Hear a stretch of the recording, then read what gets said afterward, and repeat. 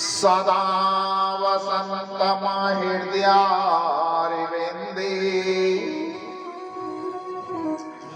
भवं भवानी सहितं नमामि।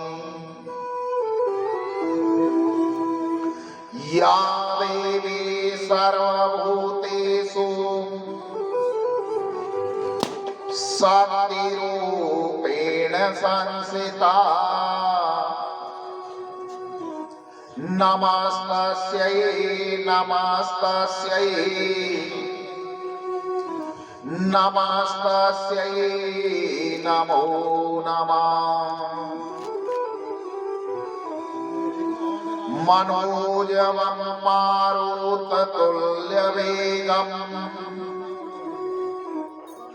जितेन्द्रियं बुद्धिमतां वरिष्ठम् वातात्मजानवानरयूतमोख्यम् श्रीरामदूतं शरणं प्रपद्ये। शुक्लां ब्रह्म विचार सारे परिमां माद्यां जगत् व्यापिनी वीणां पुस्तक धारणीं अभयदाम् जाड्यान्धकारापहाम्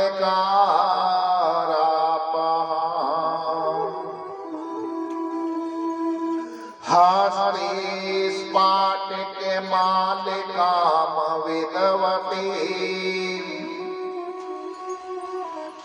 पद्मासने संस्थिताम्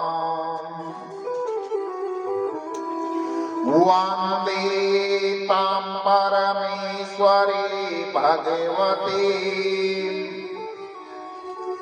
बुद्धिप्रदां सारदाम्।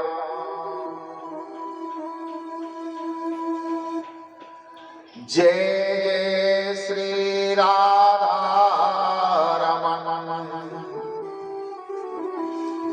जय जय श्री नवले किशोर, जय गोपी चित चोर प्रभु, जय जय माखन चोर।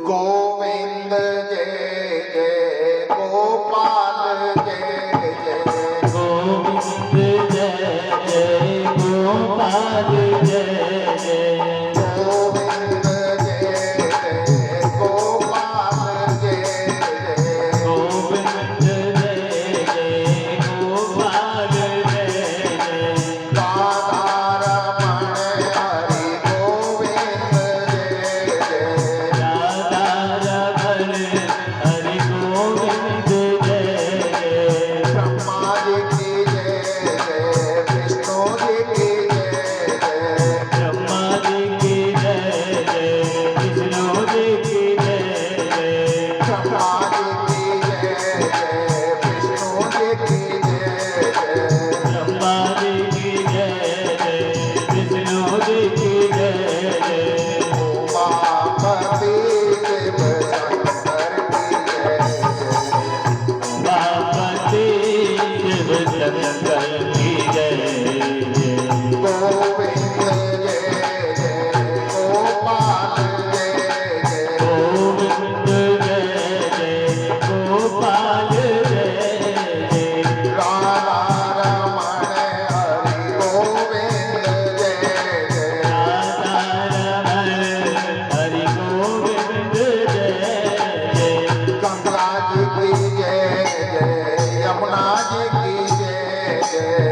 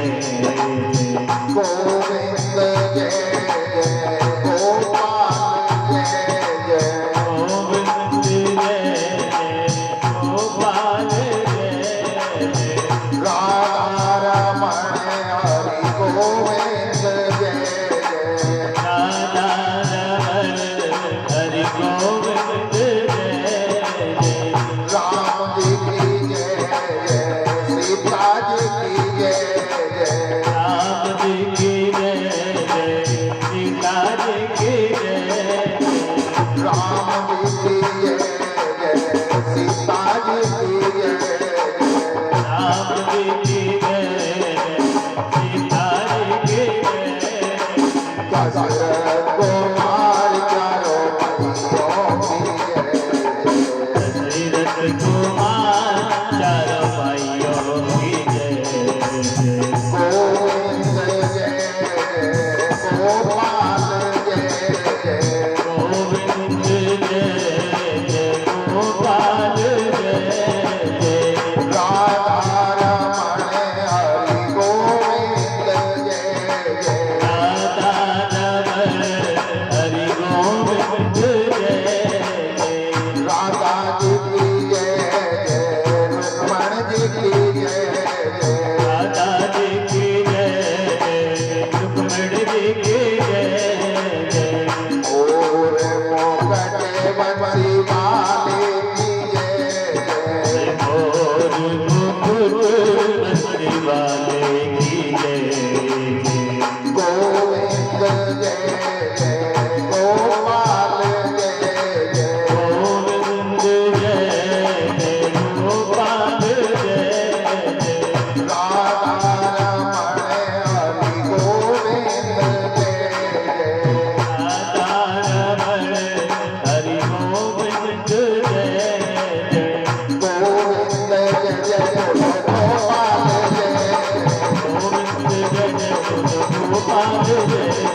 गोविंद जय जय गोपाल जय जय। गोविंद जय जय गोपाल जय जय। राधा रमण हरि गोविंद जय जय।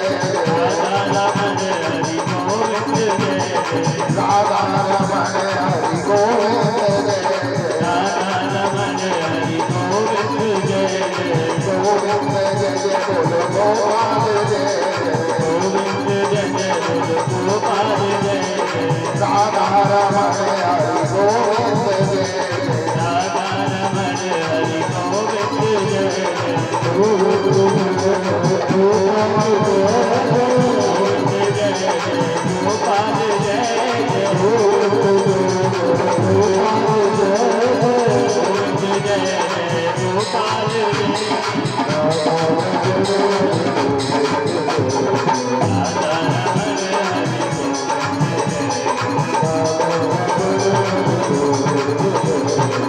राधा रमण हरि गोविंद जय।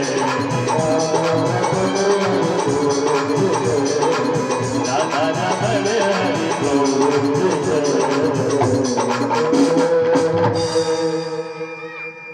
परम मंगल में परात पर अखिलेश्वर अकारण करुणा वरुणालय भक्त वांछित कल्प तरु श्री विनिंदित पीतांबरधारी बाल कृष्ण लाल की वांगमयी मूर्ति श्रीमद् भागवत महापुराण है।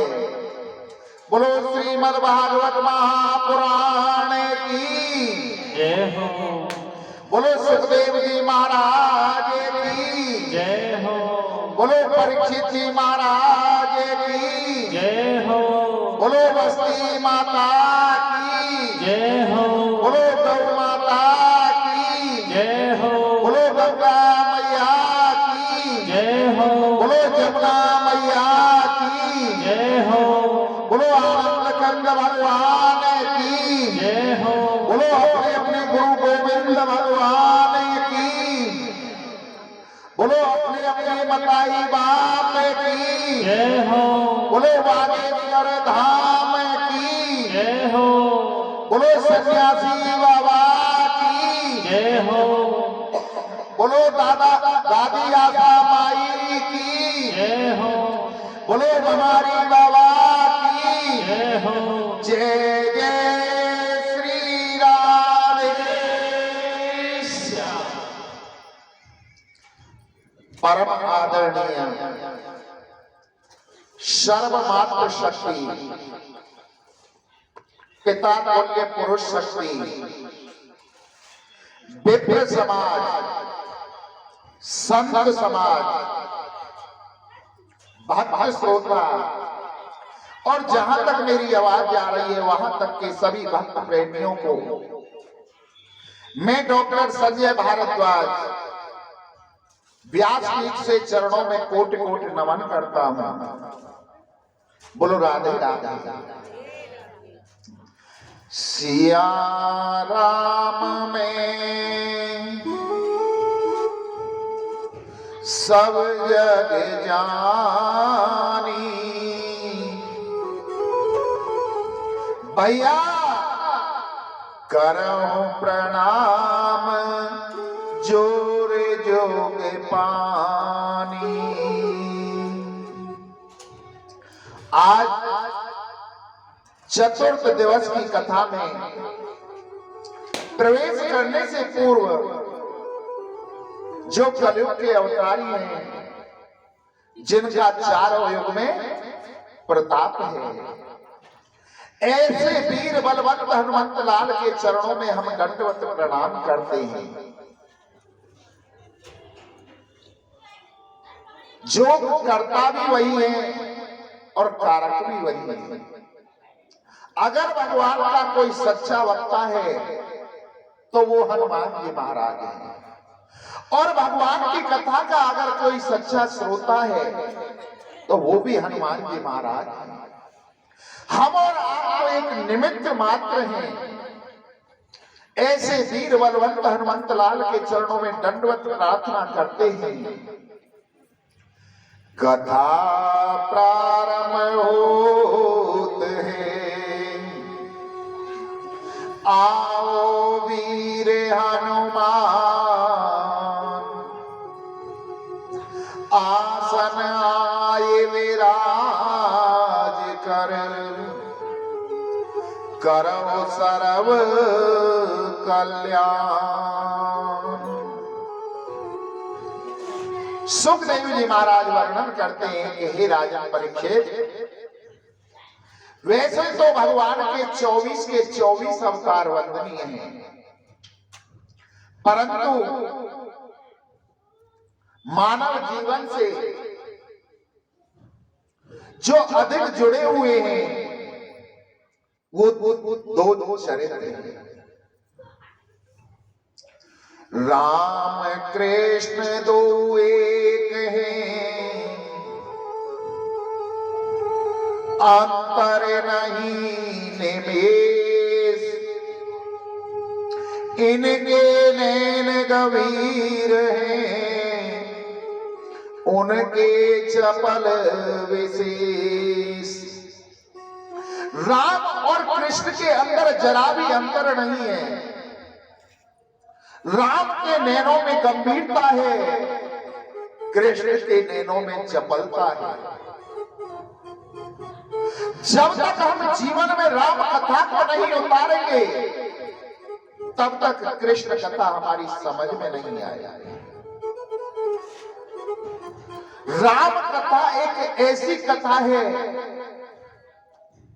जिससे पता चलता है हमें कि हमें भाई का भाई के प्रति क्या प्रेम होता है, पुत्र का पिता के प्रति क्या दायित्व होता है, और पिता का पुत्र के प्रति क्या स्नेह होता है। जब हम रामायण को पढ़ते हैं तो उससे हमें ये शिक्षा प्राप्त होती है। श्री सुखदेव जी के इतने वचनों को सुनकर के राजा परीक्षित हाथ जोड़ करके कहने लगे कि हे गुरुवर, आप मुझे राम कथा सुनाओ ना। तो सुखदेव जी महाराज कहने लगे कि हे परीक्षित, हम तुम्हें संक्षिप्त रूप में राम कथा सुनाएंगे। विस्तार से तो तुमने संत महात्माओं से सुन रखी होगी, और जब तक व्यक्ति राम कथा में प्रवेश नहीं करेगा तब तक उसकी समझ में कृष्ण कथा नहीं आएगी। जिस वंश में मेरे प्रभु का राघवेंद्र का जन्म हुआ उसे हम सूर्य वंश कहते हैं। नारायण के पुत्र हुए ब्रह्मा, और ब्रह्मा जी के पुत्र हुए मरीचि, और मरीचि के पुत्र हुए कश्यप, और कश्यप के पुत्र हुए सूर्य। यहीं से इसका नाम सूर्य वंश पड़ गया। इनका एक दूसरा नाम है विवस्वान। विवस्वान के द्वारा जो पुत्र उत्पन्न हुए उन्हें हम वैवस्व मनु के नाम से जानते हैं।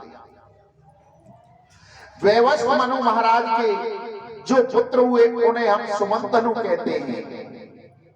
एक बार सुमंतनु शिव जी के आश्रम में चले गए और परिणाम ये हुआ को स्त्री बन गई।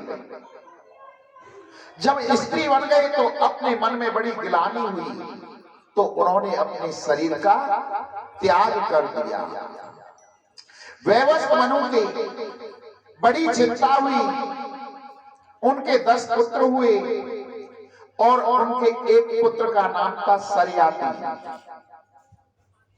सरयाती महाराज के यहाँ पर एक बहुत सुंदर कन्या ने जन्म लिया।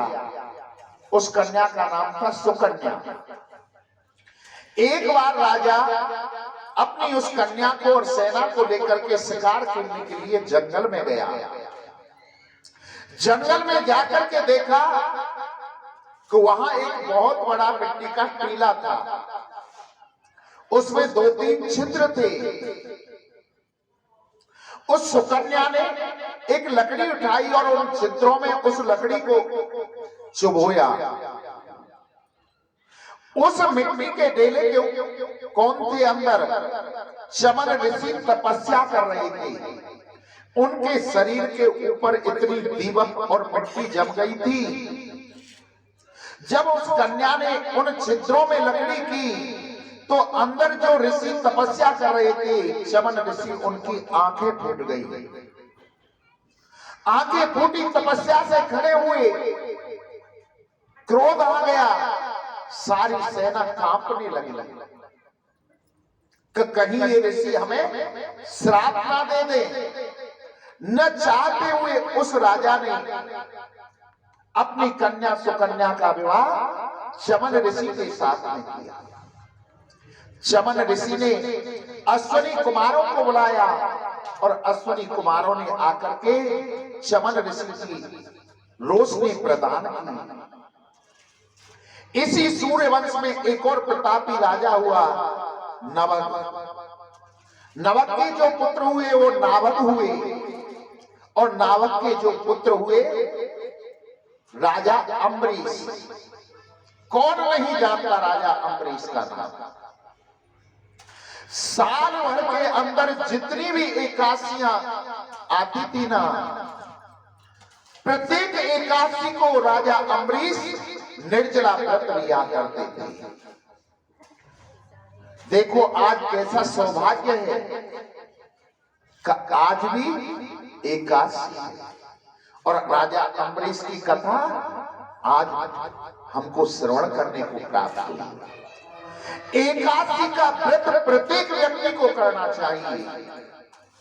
ये एक ऐसा व्रत है जो व्यक्ति को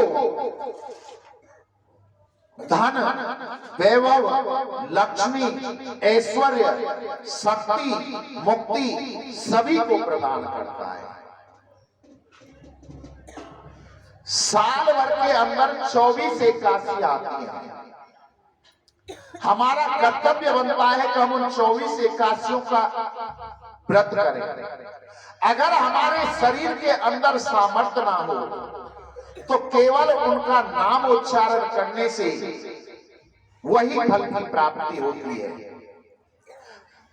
तो हम नाम बोलेंगे, आप हमारे साथ साथ उन एकादशियों के नाम बोलोगे।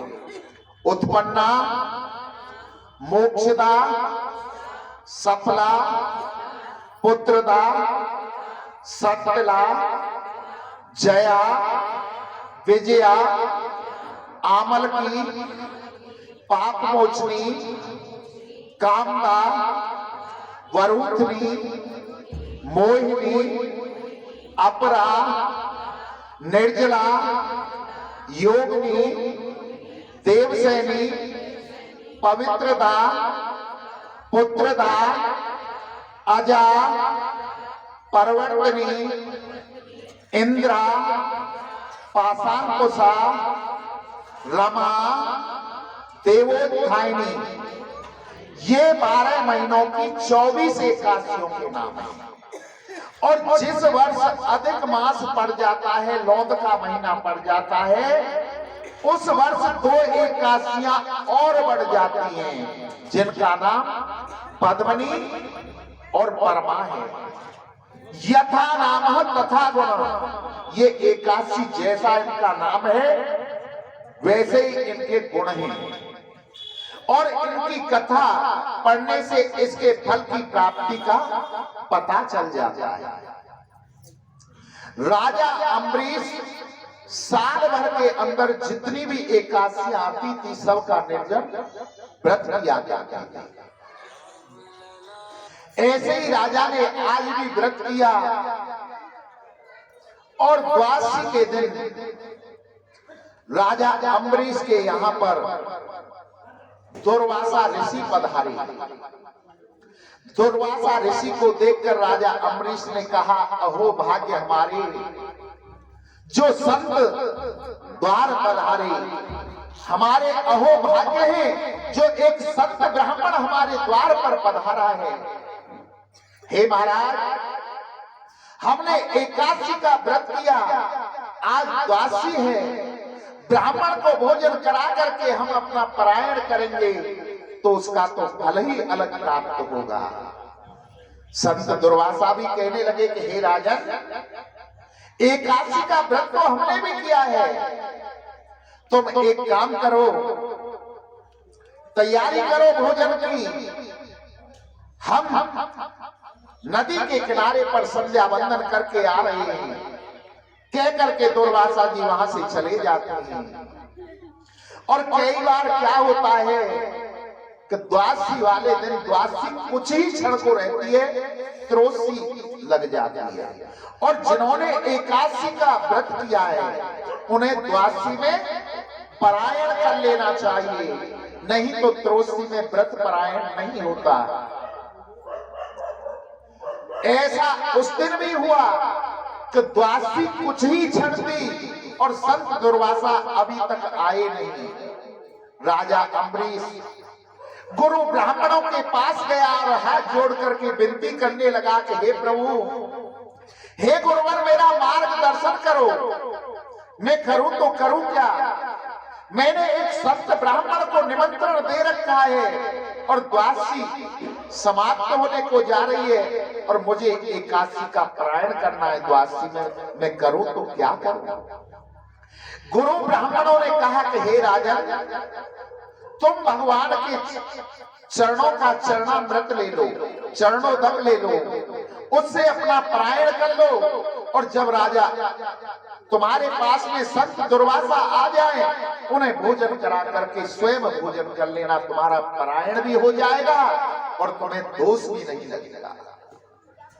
गुरु ब्राह्मणों की ऐसी वाणी सुन करके राजा अम्बरीश जल लेकर के भगवान के चरणों का चरणामृत लेकर के परायण करने को हुआ तो संत दुर्वासा वहां पर आ जाते हैं और कहा कि हे राजन, मुझे निमंत्रण देकर के तू परायण करने जा रहा है।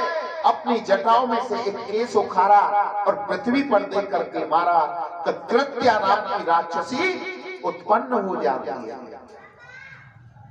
और वो कृत्या नाम की राक्षसी राजा अम्बरीश को मारने के लिए चलती है। राजा अम्बरीश हाथ जोड़ करके कहते हैं, अगर मैंने संत और भगवान में कोई अंतर समझा हो तो ये कृत्या मुझे जलाकर भस्म कर दे।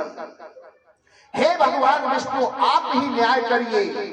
इतना कहा कि भगवान विष्णु का सुदर्शन चक्र वहां पर प्रकट हो जाता है और उस सुदर्शन चक्र ने कृत्या को जला करके भस्म कर दिया। और राजा अम्बरीश के यहाँ पर जो संत दुर्वासा पधारे हुए थे उनकी तरफ वो चक्र चलने लगा। आगे आगे संत दुर्वासा और पीछे पीछे सुदर्शन चक्र। दुर्वासा जी कैलाश पर्वत पर पहुंचे और जाकर के कहने लगे कि हे भोले बाबा, हे भोले बाबा, हमें बचाओ, हमें बचाओ। भोलेनाथ ने कह दिया कि ये हमारा अस्त्र नहीं है, आप यहां से अन्य स्थान पर जाओ, हम आपकी रक्षा नहीं कर सकते। कैलाश से ब्रह्मलोक में गए ब्रह्मा जी के पास में और जाकर के कहने लगे कि हे ब्रह्मदेव, हमारी रक्षा करो, हमारी रक्षा करो।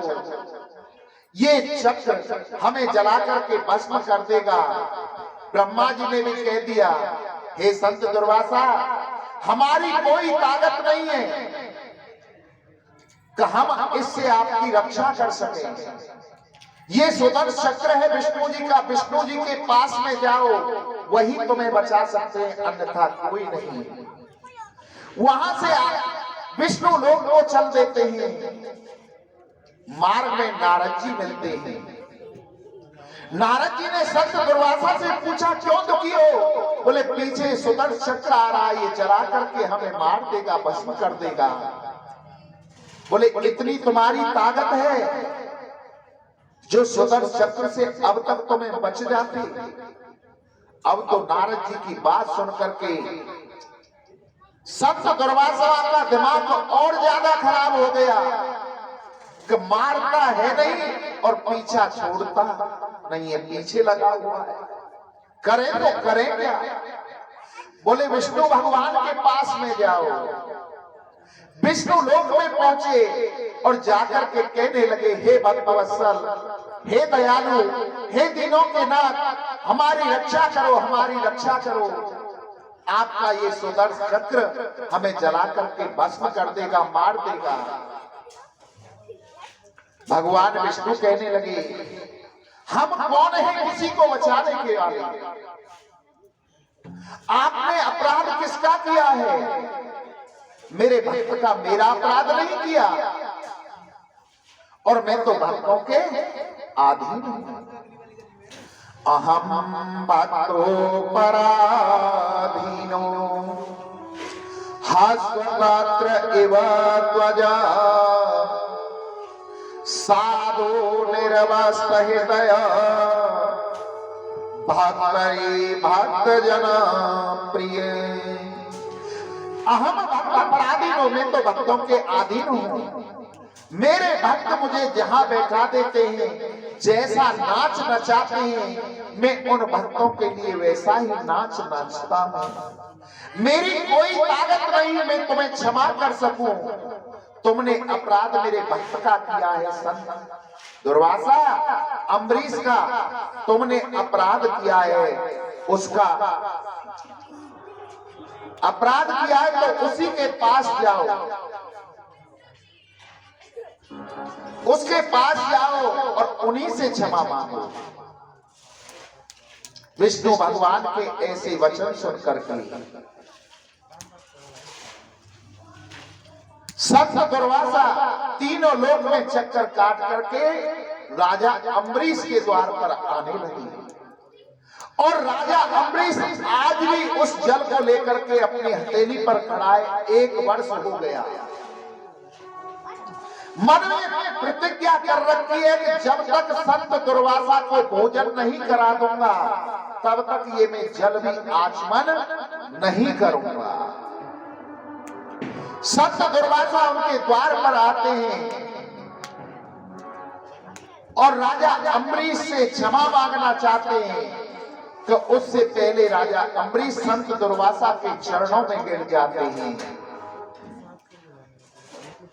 कहा कि संत महात्मा, हे गुरुवर, मुझे क्षमा करो, मुझे क्षमा करो।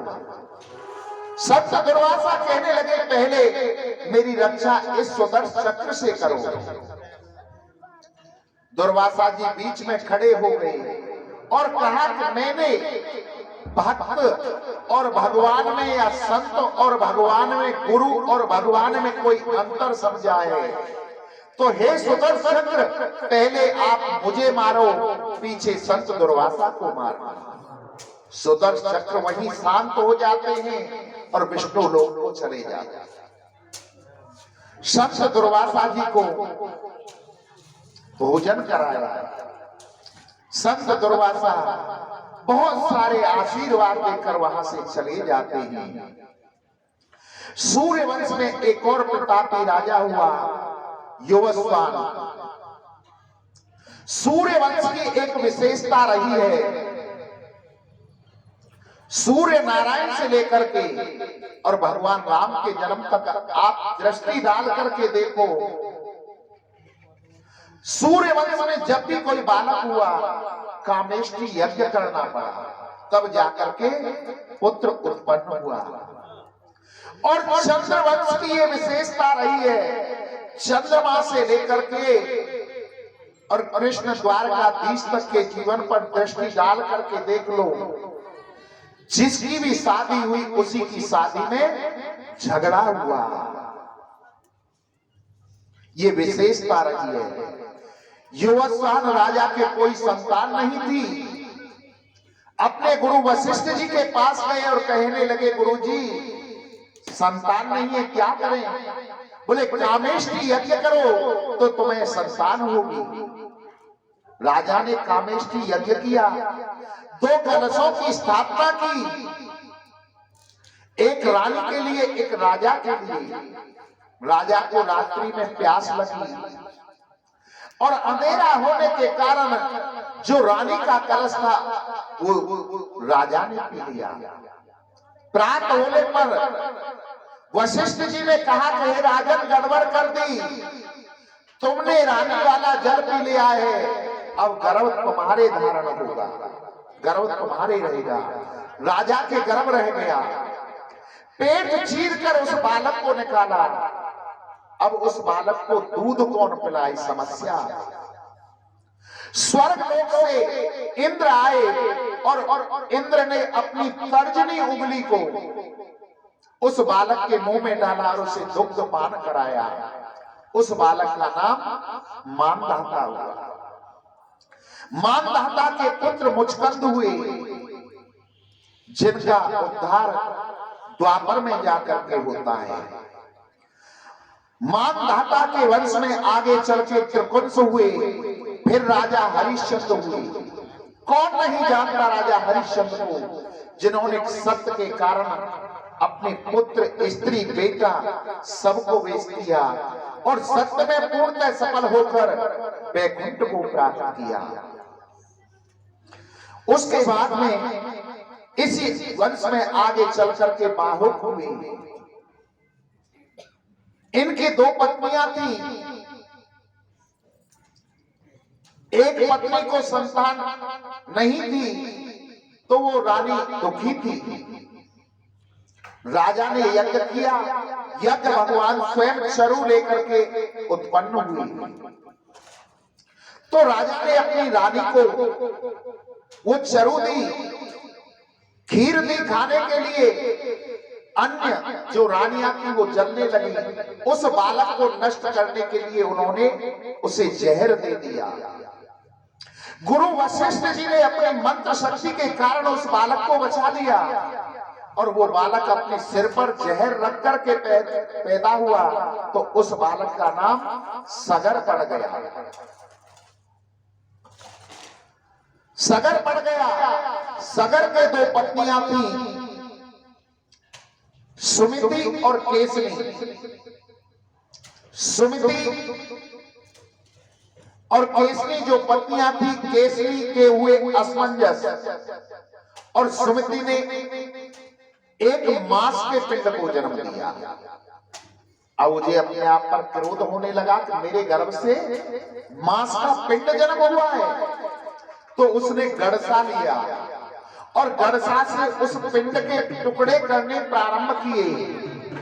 इतने टुकड़े किए, इतने टुकड़े किए, 60,000 टुकड़े। विधाता की, परमात्मा की लीला देखो कि वो जो 60,000 टुकड़े किए थे, उन सब में प्राण आ गए और वो बालक बन गए, जीव बन गए। सगर का परिवार कितना बड़ा हो गया, 60,000 पुत्र हो गए अपने सगर महाराज। उन्होंने अश्वमेध यज्ञ किया। उस अश्वमेध यज्ञ में से इंद्र आकर घोड़ा को चुरा ले गया और ले जाकर के उसे कपिल देव जी के आश्रम में बांध दिया। सगर के जो 60,000 पुत्र थे उन्होंने घोड़े को ढूंढना प्रारंभ किया, इतना ढूंढा, जमीन को खोदना प्रारंभ कर दिया। आखिर घोड़ा गया तो गया कहां? पहले समुद्र छोटे थे, समुद्रों को खोदना प्रारंभ कर दिया, समुद्र से अथाह सागर बना दिया समुद्रों को, परंतु फिर भी घोड़ा नहीं मिला। अंत में कपिल देव जी के आश्रम पर पहुंचे तो वहां घोड़ा बना हुआ पाया। सगर के पुत्रों ने सोचा कि ये मुनि ही घोड़ा को चुरा करके लाए हैं। कपिल मुनि को मारने के लिए दौड़े। कपिल मुनि की नेत्र खुलते ही वो सगर के जो 60,000 पुत्र थे वो जल करके भस्म हो गए। अब तो सूचना सगर जी महाराज के पास पहुंची तो उनकी जो दूसरी पत्नी से अंशमान पैदा हुए थे उनसे कहा कि बेटा इनकी मुक्ति का कोई उपाय देखो, तुम्हारे 60,000 भाई भस्म हो गए। बोले कि ये तो गंगा जी से ही कर सकते हैं, अगर गंगा मैया आकर के इनको छू ले तो इनकी मुक्ति हो जाएगी। अब तो अंशुमन जी तपस्या करने के लिए गए, गंगा जी को लाने के लिए गए। लाने की तो बात बहुत दूर की रही, दर्शन भी नहीं कर पाए। उनके बाद में दलीप महाराज उनके पुत्र गए, परंतु दलीप जी नहीं लाए। उनके पश्चात उनके पुत्र भागीरथ जी गए और भागीरथ जी ने जाकर के इतनी तपस्या की कि गंगा को प्रसन्न कर दिया। गंगा आखिर कहां थी? कल की कथा में अगर ध्यान से आपने सुना हो तो गंगा की उत्पत्ति बताई गई थी। कल बताओ किसी ने अगर सुनी है ध्यान से कल की कथा, तो गंगा कहां थी? वामन भगवान के चरणों को धो करके ब्रह्मा जी ने अपने कमंडलों में भर लिया था। अब गंगा मैया कहने लगी कि मैं तुम्हारे साथ में चल तो दूंगी, परंतु जब मैं आकाश मार्ग से पृथ्वी पर जाऊंगी तो मेरा वेग इतना होगा कि पृथ्वी रसातल में चली जाएगी, मेरे वेग को सहन नहीं कर पाएगी। बोले तो फिर क्या करें? कि भोले बाबा को प्रसन्न करो। भोले बाबा की तपस्या की, भोले बाबा प्रकट हो गए। बोले भागीरथ कहो क्या बात है? कि महाराज मैं गंगा को पृथ्वी पर लाना चाहता हूं और गंगा कह रही है कि मैं रसातल में मेरे जाने से पृथ्वी रसातल में चली जाएगी, आप गंगा को संभालिए। तो भोले बाबा ने अपनी जटाओं को फैला दिया। बोले आप गंगा को लेकर के आओ, हम जटाओं में धारण कर लेंगे। अब तो सप्तलोक में आई, ध्रुव लोक में आई और वहां से सीधी भगवान शंकर की जटाओं में आ गई। जटाओं से हिमालय पर्वत पर आई। आगे आगे भागीरथ जी चल रहे हैं और उनके पीछे पीछे गंगा मैया चल रही है। हम भी इस कथा के माध्यम से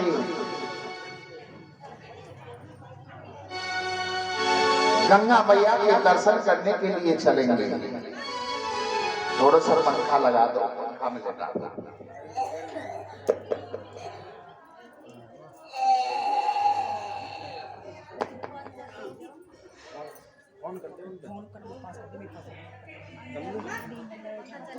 पप्पू को नंबर हो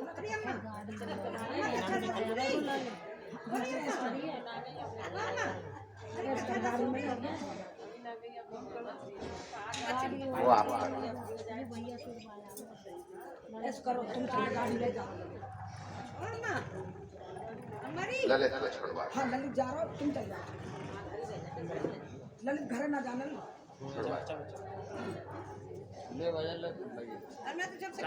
गंगा दुर्गा मैया की जय।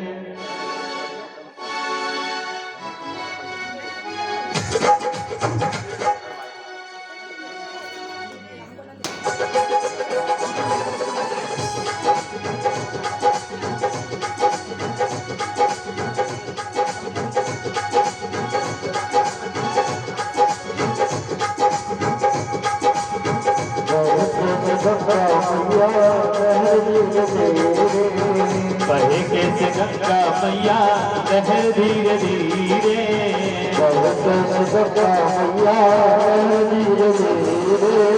बहे कैसे गंगा मैया लहर धीरे धीरे। लहर धीरे धीरे लहर धीरे धीरे।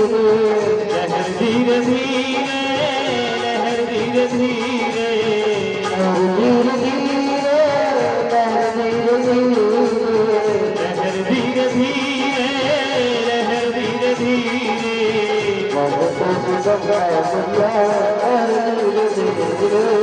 बहे कैसे गंगा मैया लहर धीरे धीरे।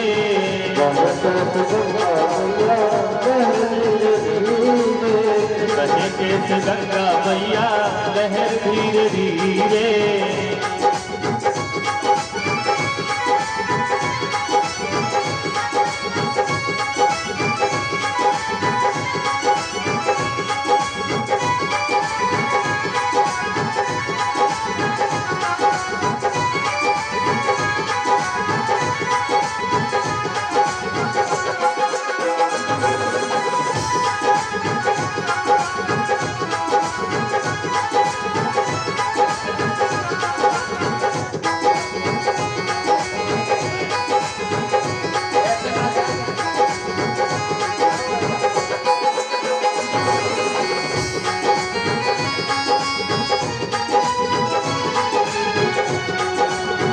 हरिद्वार में कैसी शोभा है माता।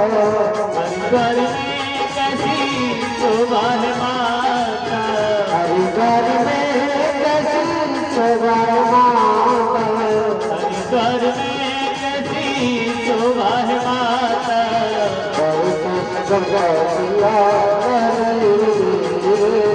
बहे कैसे गंगा मैया लहर धीरे धीरे।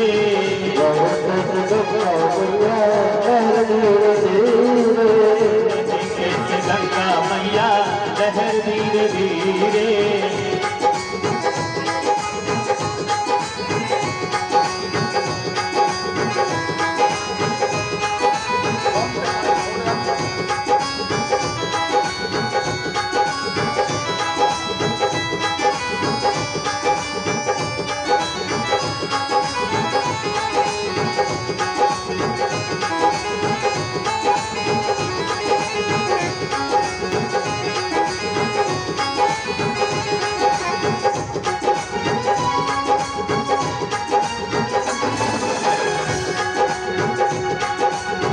बड़े भाग्य के दो तेरे सहारे।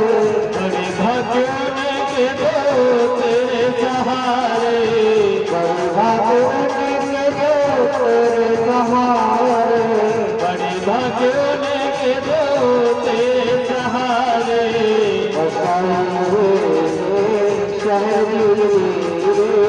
बहे कैसे गंगा मैया लहर धीरे धीरे।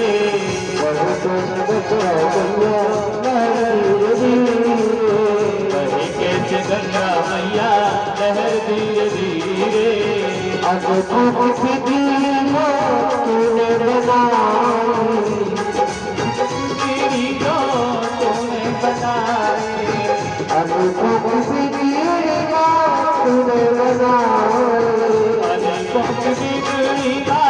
तूने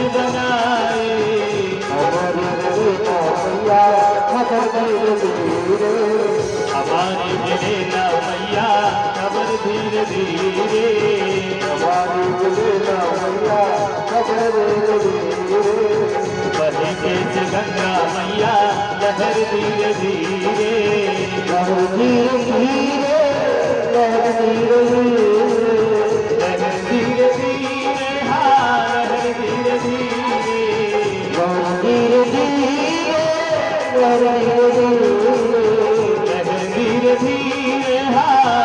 धीरे धीरे गंगा मैया धीरे धीरे गंगा मैया बहर धीरे धीरे गंगा मैया बहर धीरे धीरे गंगा मैया बहर धीरे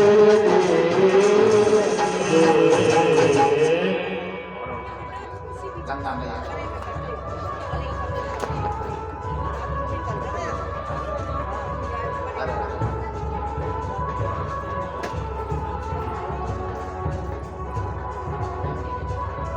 झरझर बहती जाए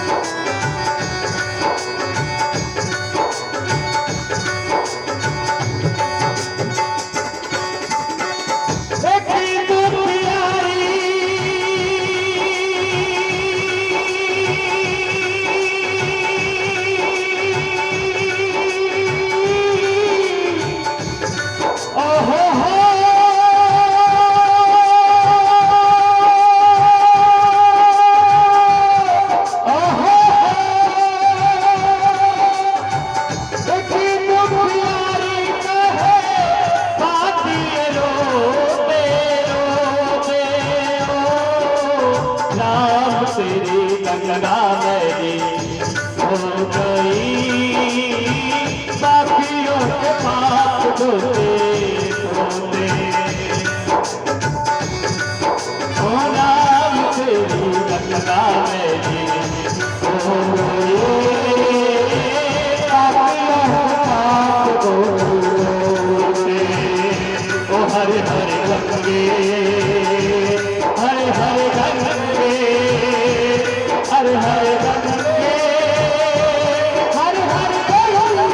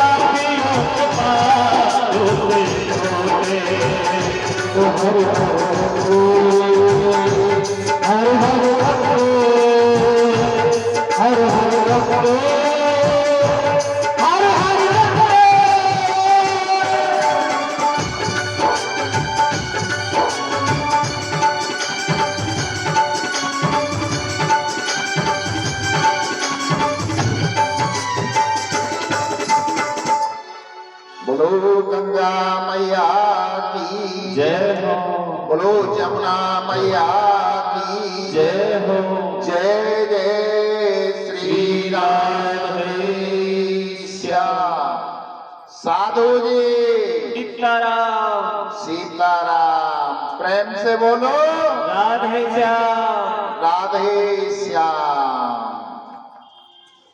भागीरथ जी गंगा को लेकर के वहां आते हैं जहां सगर के 60,000 पुत्रों की भस्मी पड़ी हुई थी, और जैसे ही गंगा ने उस भस्मी को छुआ है उन 60,000 पुत्रों की सदगति हो जाती है। श्री सुखदेव जी महाराज वर्णन करते हैं भागीरथ के वंश में आगे चल के खटवांग हुए और खटवांग के दीर्घ बाहु हुए और दीर्घ बाहु के रघु हुए। जब रघु जी का जन्म हो गया तो इस सूर्य वंश का नाम बदल करके रघुवंश पड़ गया। कई पीढ़ियों के बाद में इसमें राजा दशरथ का जन्म हुआ। श्री सुखदेव जी वर्णन करते हैं कि हे राजन, नेमी सारण्य क्षेत्र में 88,000 ऋषि महात्मा संत बैठे हुए थे। संतों की मंडली बैठी हुई थी, सत्संग हो रहा था। उसी मंडली के अंदर पक्षीराज जटायु का आगमन हुआ। जटायु जी संतों के सत्संग को सुनने के लिए गए तो प्रसंग चल रहा था कि जिस जीव के, मनुष्य के, प्राणी के पुत्र नहीं होता उसकी सदगति नहीं होती है, अधोगति को प्राप्त होता है। जटायु मन में सोचने लगा मेरे तो कोई पुत्र नहीं है, मेरी तो सदगति होगी नहीं, मेरी तो मुक्ति होगी नहीं। जब पुत्र अपनी पिता की अंत्येष्टि क्रिया करता है, आजीवन उसका श्राद्ध करता है, तो व्यक्ति की सदगति होती है, उसे मुक्ति प्राप्त होती है। जटायु संतों की ऐसी वाणी सुनकर के रोने लगे, झरझर उनसे आंसू बह रहे और मन में सोच रहे हैं कि मेरे तो कोई संतान ही नहीं है, मेरी तो गति ही नहीं होगी, मेरी तो मुक्ति ही नहीं होगी। और उन संतों के सत्संग को सुन रहे। आगे प्रसंग आया त्रेता युग में राजा दशरथ के यहाँ पर भगवान राम का जन्म होगा। अगर कोई भगवान राम के जन्म के दर्शन कर लेगा, राम के दर्शन कर लेगा तो उसकी मुक्ति हो जाएगी। जटायु को, गिद्धराज को तसल्ली हुई कि मैं राम के दर्शन करूंगा तो मेरी मुक्ति हो जाएगी। गिद्धराज जटायु वहां से आ गया और वन में तपस्या करने बैठ गया। दीर्घ आयु रघुवंश में महाराज दशरथ का जन्म हुआ। केवल 16 वर्ष की अवस्था थी। 16 वर्ष की अवस्था में ही राजा दशरथ ने चक्रवर्ती की उपाधि प्राप्त कर ली थी। और जब 20 वर्ष के हुए तो मन में सोचा कि चलो स्वर्ग लोक चलते हैं। हमने सुना है स्वर्ग लोक में नवग्रह रहते हैं, नवग्रहों के दर्शन करके आया। शादी अभी तक हुई नहीं थी। दशरथ जी महाराज इंद्र के पास पहुंचते हैं। इंद्र ने बड़ा स्वागत किया दशरथ जी महाराज का कि महाराज पधारो। बोले हम यहाँ पर नवग्रहों के दर्शन करने के लिए आए हैं इंद्रदेव, आप हम पर कृपा कीजिए, हमें नवग्रहों के दर्शन कराओ। इंद्रदेव राजा दशरथ को सूर्य नारायण के यहाँ लेकर गए, चंद्रमा जी के यहाँ लेकर गए, मंगल जी के यहाँ लेकर गए, बुद्ध जी के यहाँ लेकर गए, गुरु बृहस्पति जी के यहाँ लेकर गए, शुक्राचार्य जी के यहाँ लेकर के गए, राहु के यहाँ लेकर के गए और केतु के यहाँ। बोले महाराज दर्शन कर लिए? बोले अभी तो 8 ही दर्शन किए हैं और मैंने सुना है यहाँ नवग्रह हैं, 9 ग्रह हैं, आपने तो मुझे 8 के ही दर्शन कराए। बोले महाराज उसके दर्शन ना करो तो ही अच्छा है, शनिदेव बच गए। बोले ऐसा तो हो ही नहीं सकता है, पृथ्वी लोक से और इस स्वर्ग लोक में मैं नवग्रहों के दर्शन करने के लिए आया हूं और आप कह रहे हैं कि बगैर दर्शन के लौट जाऊं, तो ये तो हो नहीं सकता। बोले अच्छा तो चलो हमारे साथ में। शनिदेव के द्वार पर पहुंचे, जाकर के दरवाजा खटखटाया। शनिदेव ने अंदर से पूछा कौन? बाहर से आवाज गई कि मैं इंद्रदेव। बोले महाराज आपके लिए का दरवाजा बंद रहता है, आप तो कभी भी आ सकते हो, आ जाओ। बोले केवल मैं नहीं हूं, मेरे साथ में पृथ्वी लोक से राजा दशरथ आए हैं आपके दर्शन करने के लिए। शनिदेव ने कहा फिर तो रुक जाओ। शनिदेव अपने सिंहासन से खड़े हो गए और खड़े होकर का अपने मुखमंडल दीवार की तरफ कर लिया, पीठ फेर दी। बोले अब आप आ जाइए।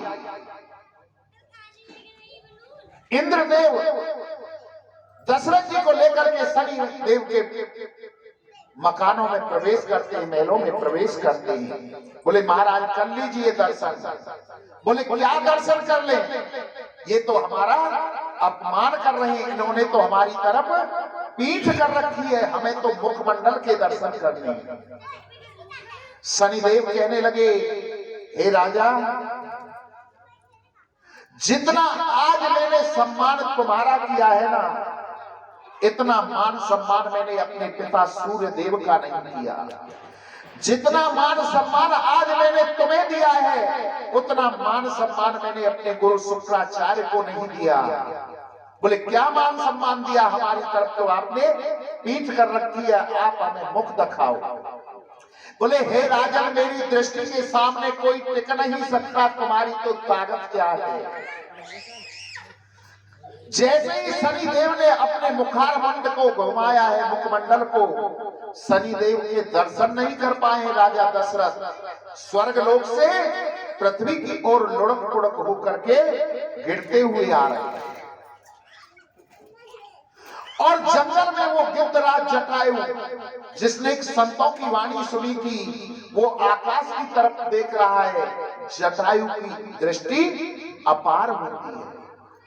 तो कब त्रेता आएगा, कब राजा दशरथ के यहाँ राम का जन्म होगा। देख रहा था कि आकाश मार्ग से कोई जीव पृथ्वी की तरफ गिरा हुआ आ रहा है। उस गिद्धराज जटायु ने अपने पंखों पर राजा दशरथ को बचा ले लिया, पृथ्वी पर नहीं गिरने दिया है। उसके प्राणों की रक्षा की और उसे छायादार वृक्ष के नीचे लगाया और अपने पंखों से उसकी हवा करने लगा। जब राजा दशरथ को होश आया और देखा कि एक हिंसक प्राणी ने मेरे प्राणों की रक्षा की है, जो मांस का भक्षण करता है जीव, उसने मुझे बचाया है। बोले गिद्धराज, तुम जो मांगो सो मैं तुम्हें दूंगा। जटायु कहने लगा कि भैया हमें तुम्हारा कुछ नहीं चाहिए, तुम जाओ। कि तुमने किसी साधारण व्यक्ति के प्राण नहीं बचाए हैं, तुमने एक राजा के, महाराजा के प्राण बचाए हैं। बोले होगा राजा महाराजा अपने घर का, हमें कुछ नहीं चाहिए, तू यहाँ से चला जा। बोले मैं ऐसा वैसा राजा नहीं हूं, मैं चक्रवर्ती राजा हूं, अयोध्या का राजा हूं, दशरथ मेरा नाम है। जब जटायु के कानों में गई कि अयोध्या के राजा दशरथ, तो संतों की वाणी ज्ञात हो गई कि अयोध्या में राजा दशरथ के यहाँ भगवान राम का जन्म होगा। जो उनके दर्शन कर लेगा उसकी मुक्ति हो जाएगी। बोले राजन, तुम मुझे देना ही चाहते हो तो पहले मुझे वचन दीजिए कि जो मैं मांगूंगा वो तुम दोगे। दशरथ महाराज जी ने वचन दे दिया, रघुकुल रीत सदा चले आई, प्राण जाए पर वचन न जाई। कि हे गिद्धराज, मैं तुम्हें वचन देता हूं, मेरे प्राण चले जाएंगे परंतु मैं अपने वचन से नहीं उतरूंगा। गिद्धराज कहने लगा जटायु कि हे राजन, जब तुम्हारे संतान होना पहला पुत्र हो उस पुत्र को मुझे दे देना। जटायु की बात सुनकर के राजा दशरथ हंसने लगे। अरे गिद्धराज जटायु, तुमने मांगा भी तो क्या मांगा? अभी तो मेरी शादी ही नहीं हुई है, पता नहीं शादी होगी कि नहीं होगी। और मान लो शादी भी हो गई तो क्या पता पहला बेटा हो, बेटी भी तो हो सकती है। बोले अगर राजन तुम्हारे पुत्र हो तो दे देना, नहीं तो कोई बात नहीं।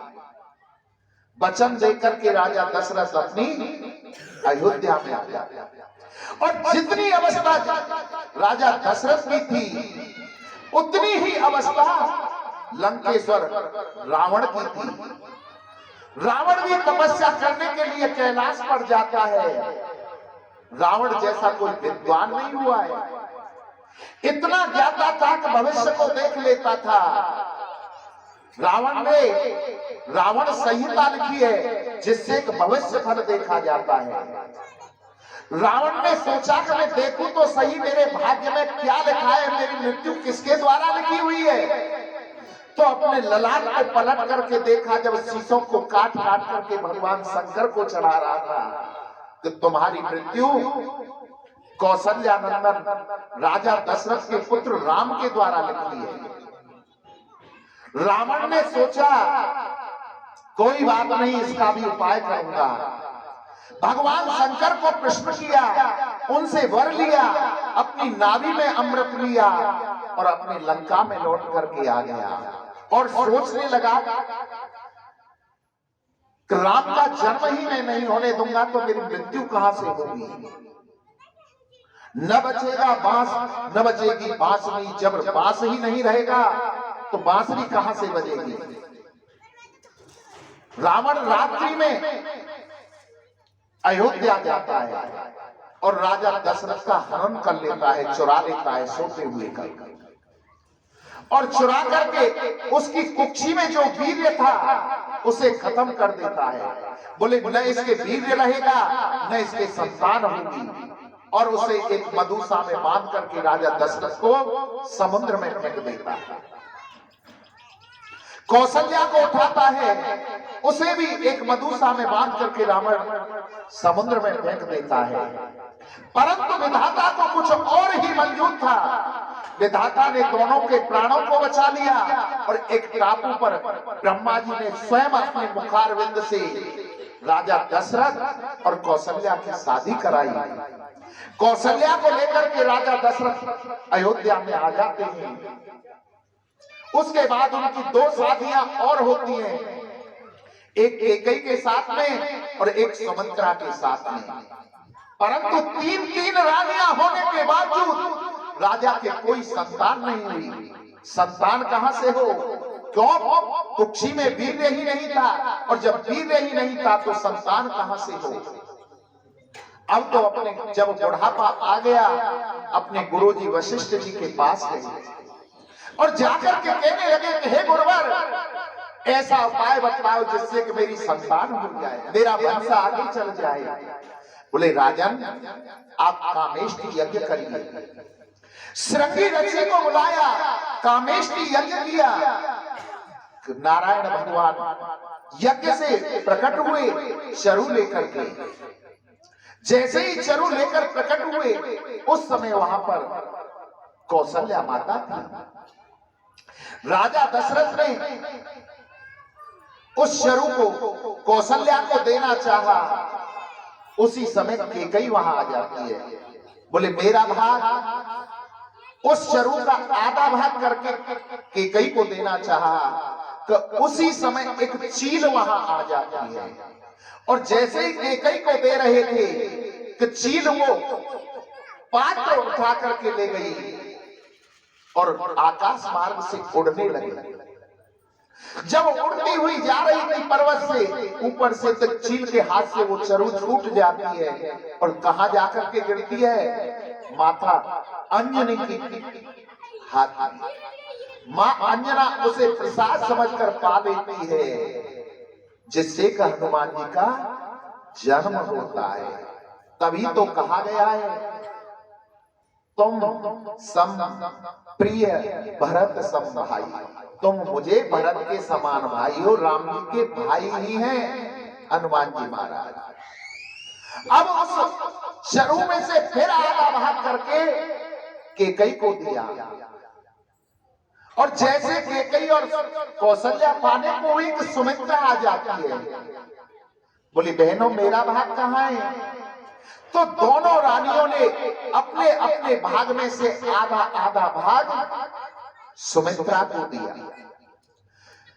जो कौशल्या ने भाग दिया था सुमित्रा को, उससे लक्ष्मण जी का प्रादुर्भाव हुआ जो राम जी के साथ में लगे, और जो भाग केकई ने दिया था उससे शत्रुघ्न जी का प्रादुर्भाव हुआ जो भरत जी के साथ में लगे थे।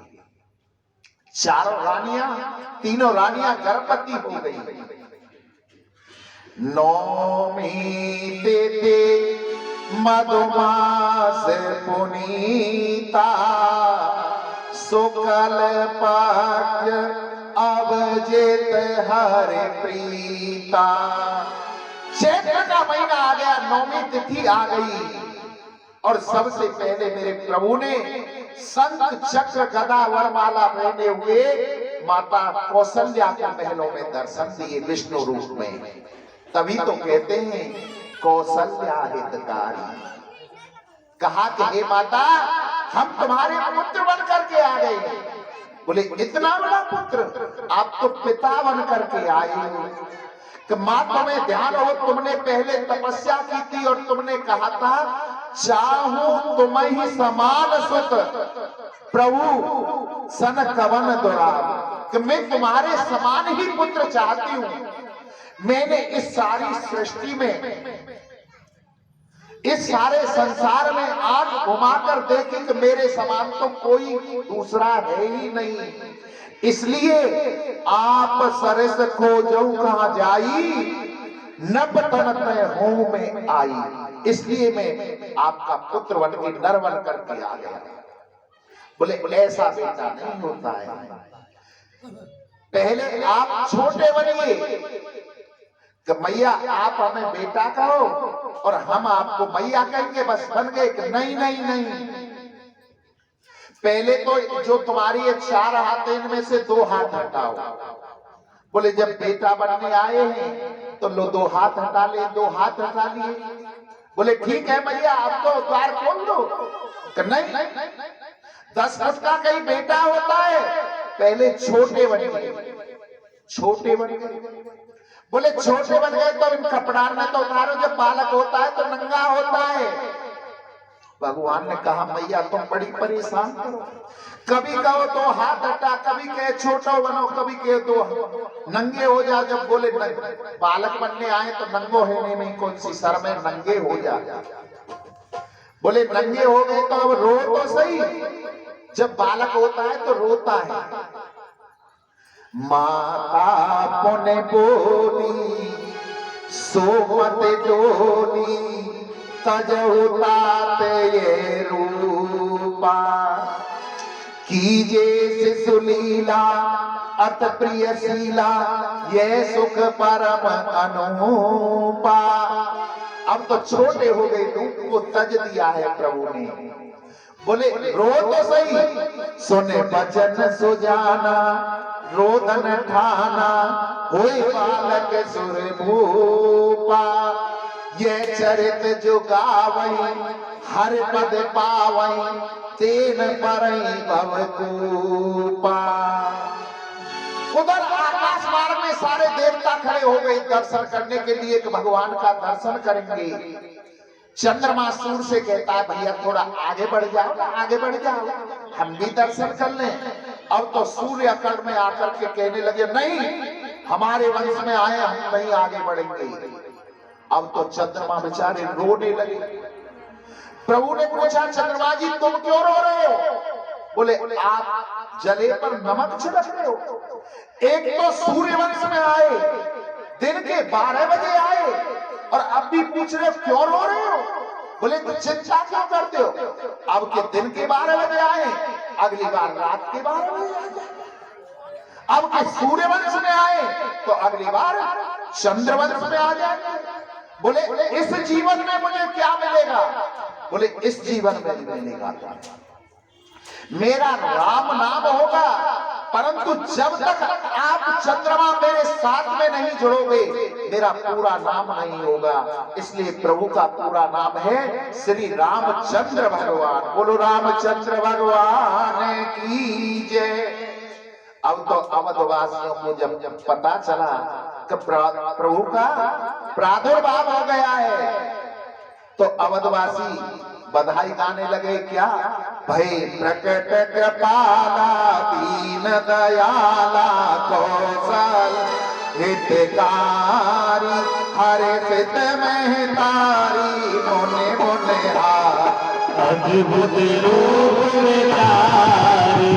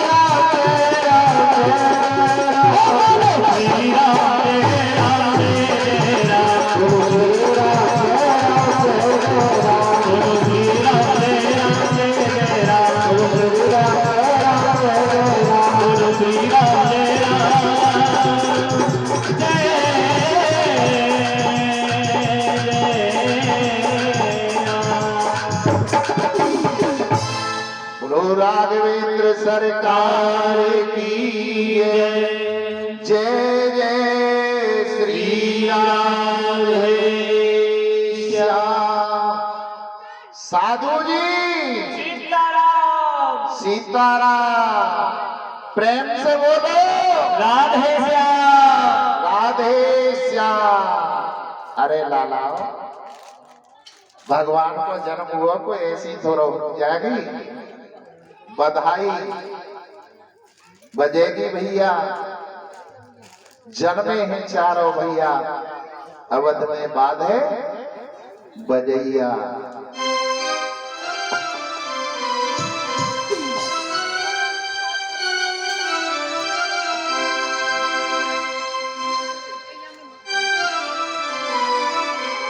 अरे बाजे बधैया,